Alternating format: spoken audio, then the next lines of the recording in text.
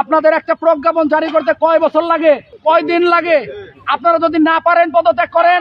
আমাদের কমপ্লিট শাটডাউনে যাওয়া ছাড়া কিন্তু অন্য কোনো আলাপ নাই, অন্য কোনো কিছু বলারও সুযোগ নাই।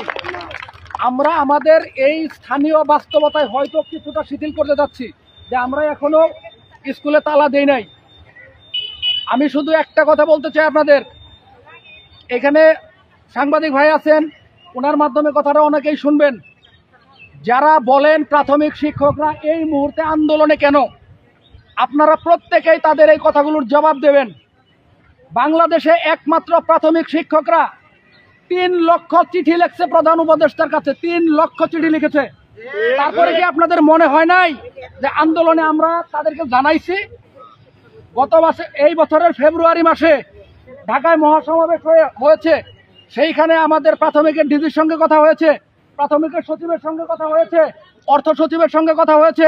আমাদেরকে একটা আশ্বাস দিয়ে ওনারা বাড়ি পাঠিয়ে দিলেন, আমরা আসলাম। ফেব্রুয়ারি থেকে আজকে ডিসেম্বরের 4 তারিখ চলে।